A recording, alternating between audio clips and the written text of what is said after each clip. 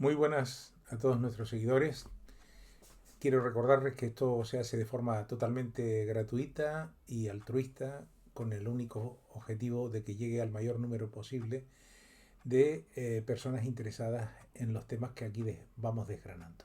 Hoy concretamente vamos a realizar la presentación a un audio que he realizado de un tema que viene siendo muy polémico actualmente, y nos referimos concretamente al tema de la vivienda y todo lo que conlleva en su entorno, tanto a efectos de la inseguridad que tienen los propietarios, como el tema de los contratos de arrendamiento que no están garantizando adecuadamente a las dos partes, tanto arrendamiento, me refiero de vivienda, como incluso podríamos hablar de los de negocio también, pero el arrendamiento concretamente de vivienda, que tanto daño, por cierto, ha venido a hacer la vivienda vacacional por causa de la falta de visión de la clase política.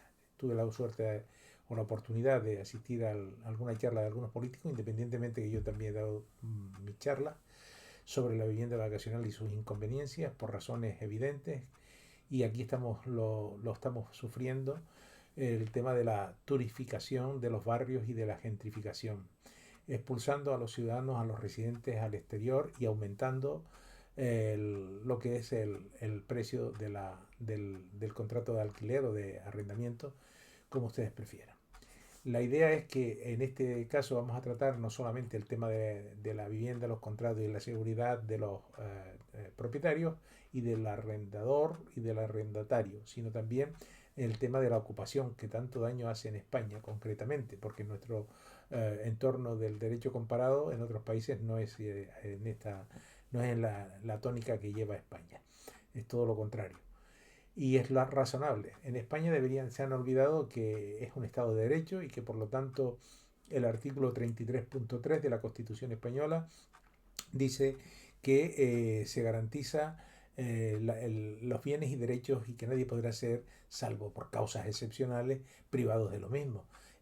Algunos de los políticos que digo que he escuchado locales así en alguna intervención, me ha parecido escandaloso que equiparen, hablando del artículo 38, la libertad de empresa con una vivienda, cuando la vivienda sin duda alguna no tiene nada que ver con la cuestión de empresa, sino es un bien, como dicen Naciones Unidas, un bien, digamos, de primera necesidad para el desarrollo de la vida humana del individuo y de la familia.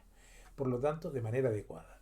Por lo tanto, así ha venido a recogerse por parte del primer relator especial de Naciones Unidas, Milon Kotari, en su día, y el resto de relatores especiales de la vivienda de Naciones Unidas. Pero es una realidad, no se trata de esto, se trata de que se ha permitido convertir la especulación de la vivienda eh, sin razón alguna, porque no tendría por qué ser un tema especulativo. Y bueno, todos estos temas se van a tratar en el desarrollo del audio de forma más tranquila, más pausada.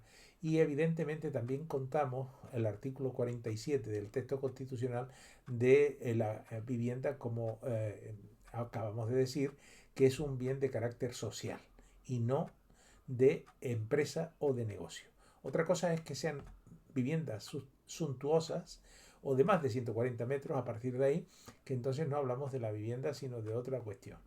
Evidentemente, esto lo vamos a ir exponiendo, y no solamente la problemática, sino algo mucho mayor o de mayor importancia, que es propuestas para una solución a todas estas cuestiones, si se quieren, digamos, por lo menos abrir un debate para solventarlo. ¿Y la culpa de quién es?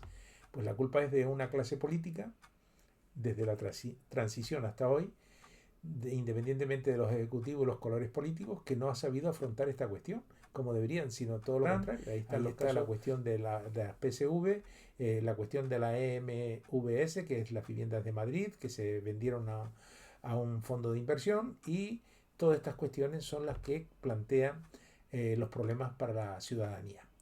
Esperemos que les sea de su agrado y de su utilidad. Gracias por su atención. La aberración de la ocupación ilegal de viviendas privadas en España, pese a encontrar protección constitucional. Artículo 33.3. Nadie podrá ser privado de sus bienes y derechos. Evidentemente, supone un serio problema de enorme trascendencia por, entre otras, las siguientes razones.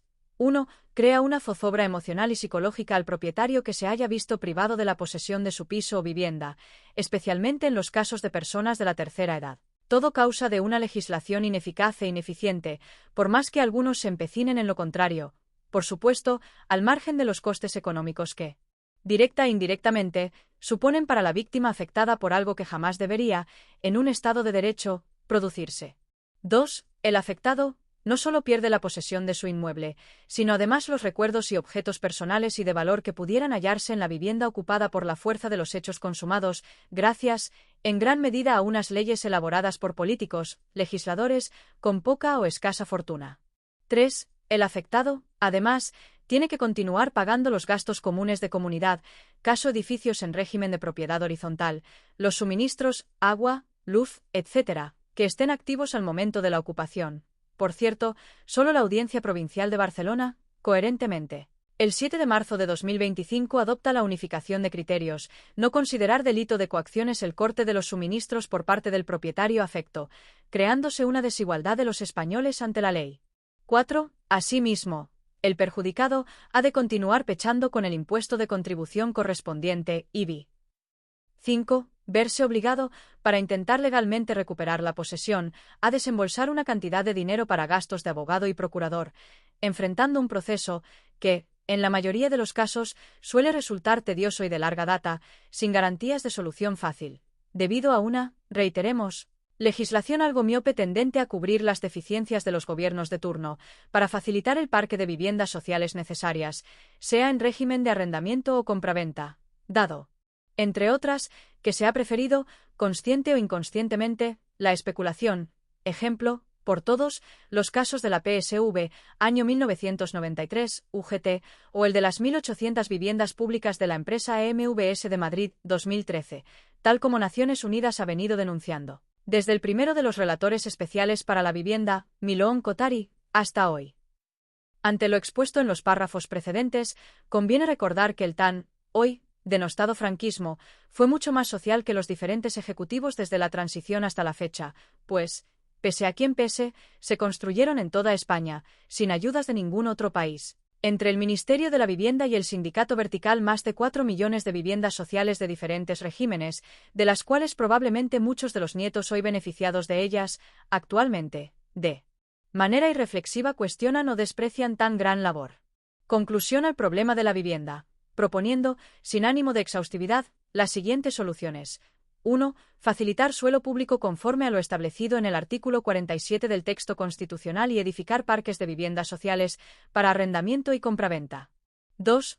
Proteger al propietario, legislando adecuadamente, a fin de erradicar de manera eficaz y eficiente la ocupación, tipificándola como un delito penado adecuadamente a fin de desincentivar a todos aquellos que osen ocupar lo ajeno, por ejemplo, condenas de entre 3 a ocupas y 5 años de privación de libertad caso de aquellos que se dedican a alquiler habitaciones de la vivienda que han usurpado, y multas coercitivas correspondientes y de 5 a 10 años a los grupos organizados que se dedican a negociar ilegalmente con lo ajeno, permitiendo que el desalojo se ejecute de manera inmediata, con la simple presentación de la denuncia del propietario afectado, con independencia del tiempo transcurrido de conocimiento del ilícito de ocupación, ante comisaría o guardia civil, según corresponda, e independientemente de quién o quiénes ocupen el inmueble. Respecto a los contratos de arrendamiento de vivienda deben estar regulados por una ley que proteja tanto a los arrendadores como arrendatarios. Para ello el contrato de arrendamiento, de manera obligatoria, deberá ser visado y debidamente registrado en la hacienda local correspondiente, depositando, en cuenta habilitada al efecto, la cantidad entregada en concepto de fianza o garantía. Asimismo, las estipulaciones serán negociables a voluntad de las partes, conforme al artículo 1255 del Código Civil y a la Ley de Arrendamientos Urbanos, salvo lo concerniente al precio del arrendamiento que, de manera preceptiva, se atendrá a mínimo y máximo establecidos por la Administración tributaria, es decir, en función de los metros cuadrados y zona, tal se establecen los valores catastrales o el tipo del interés legal del dinero, anualmente, conforme a los datos publicados al efecto por el Banco de España y fijado en los presupuestos generales del Estado. Finalmente, caso de incumplimiento por cualesquiera de las partes contratantes, habiéndose registrado el contrato, se procederá a un procedimiento de resolución abreviado sin requisitos dilatorios de ninguna clase, correspondiendo al juzgado de primera instancia del lugar de situación del inmueble la competencia para resolver las divergencias surgidas en relación con dicho contrato. 4. Finalmente, para evitar especulación o fraudes de cualquier clase, indicar que en aquellos supuestos casos de no haberse registrado el contrato de arrendamiento ni depositado la cuantía de garantía correspondiente, el arrendador, en tales supuestos, no podrá resolver el contrato, salvo por expresa voluntad del arrendatario. 5. Una cuestión de extrema importancia, legislar a fin de erradicar la vivienda vacacional de todos los edificios en régimen de propiedad horizontal, con efectos retroactivos a fin de recuperar el arrendamiento residencial, con lo cual se erradica por completo la gentrificación y la turistificación de los barrios. Y 6. Todos aquellos propietarios que posean más de 2 viviendas, la tercera obligatoriamente, a fin de garantizar la función social de la vivienda, excepto las de carácter suntuoso o las de 140 metros cuadrados en adelante, de manera obligada el propietario, si no la habita él o sus progenitores y o descendiente. Hasta el 4º grado de consanguinidad o afinidad, poner ese tercer inmueble en el parque del arrendamiento, de lo contrario, en aras del bien social, la administración correspondiente podrá instar un expediente de expropiación, conforme a lo establecido en la vigente Ley de 16 de diciembre de 1954 de expropiación forzosa. Gracias por su atención.